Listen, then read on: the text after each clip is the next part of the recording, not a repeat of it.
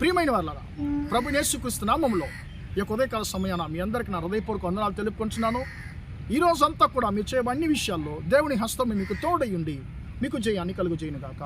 141వ కీర్తన 10వ వచనం ఇలా సెలవిస్తుంది, నేను తప్పిపోవచ్చుండగా దుర్మార్గులు తమ వలలో చిక్కికుందురుగాక అనేటువంటి మాటను మనం చదువుతున్నాము. ప్రియమైన బిడ్డలారా, ఈ లోకంలో దుర్మార్గులు మనుషులు మనకు విరోధంగా చాలా వలలు వారు ఏం చేస్తుంటారంటే ప్రియులరా, మనకు విరోధముగా వారు ప్రతిసారి వారు రూపిస్తూ ఉంటారు. ప్రియమైన దేవుని బిడ్డలారా, వారు మనకు విరోధంగా రూపించేటువంటి ప్రతి ఒక్క ప్రమాదంలో కూడా దేవుడు నిన్ను నన్ను ఆయన తప్పించగలిగిన దేవుడుగా ఉన్నాడు. ప్రియులరా, దానియేలు గురించి మనం 6వ అధ్యాయంలో మనం చదివినప్పుడు దానియేలు మీద ఆయన శత్రువులు పగబడుతున్నారు. ఆయన మీద ఎలాగన్నా ఏదన్నా ఒక నేరాన్ని మోపాలని చెప్పి ఆయన చేసే ప్రతి ఒక్క కార్యాల్లో కూడా అతడు ఏమన్నా పొరపాటు చేస్తున్నాడు అనేటువంటిది గమనిస్తున్నారు, చూస్తున్నారు. కానీ అతడు అన్నిట్లో నీతిమంతుడుగా యథార్థవంతుడిగా ఉన్నాడు కాబట్టి అతని మీద మోపడానికి ఏ నేరం కూడా, వారికి ఏ లోపం కూడా కనిపించలేదని చెప్పి పరిశుద్ధ గ్రంథము సెలవిస్తుంది.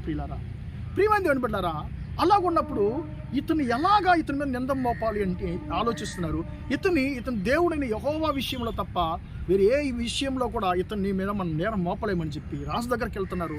రాజా, ఎవడైనాను 1 నెల వరకు నిన్ను మాత్రమే ఆరాధించాలి, నిన్ను మాత్రమే వారు నమస్కరించాలి, నిన్ను తప్ప వేరే ఏ దేవుణ్ణి నమస్కరించకూడదు. అలాగా నమస్కరిస్తే వారు అప్పుడే తక్షణమే సింహపు బోనులో వేయబడాలనేటువంటి చట్టాన్ని వేయిస్తున్నారు.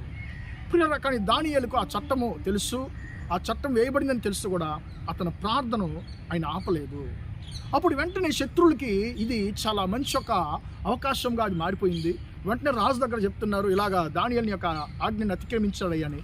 కానీ రాజు దానియేలుని ప్రేమించేవాడు, కానీ రాజు ఏం చేయలేకపోతున్నాడు. రాజు వేరే ఏ దారి లేకుండా, వేరే మార్గం లేకుండా దానియేలుని సింహబోన్లో వేయిస్తున్నాడండి.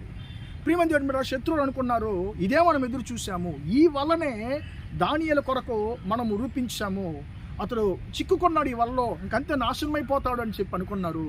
కానీ దేవుని యొక్క మహాకృపను బట్టి ఆ యొక్క సింహపు బోను నుంచి దేవుడు సజీవంగా ప్రాణముతో దానియేలుని బయటకు తీసుకొచ్చాడు. ప్రియమైన దేవుని బిడ్డలారా, ఏ శత్రువులైతే ఆ చట్టాన్ని వేయించారో చివరికి వారే యొక్క సింహపు బోనులో వేయబడి నశించిపోయినట్లుగా మనం చూస్తాము. ప్రియమైన దేవుని బిడ్డలారా, నీ జీవితంలో కూడా దేవుడు అంటే శత్రువులు నీకు విరోధంగా రూపించేటువంటి ప్రతి ఒక్క ఆయుధాల నుంచి కూడా, ప్రతి ఒక్క వల నుంచి కూడా ప్రభువైన యేసుక్రీస్తు నిన్ను విడిపించడానికి ఆయన సమర్థుడిగా ఉంటున్నాడు.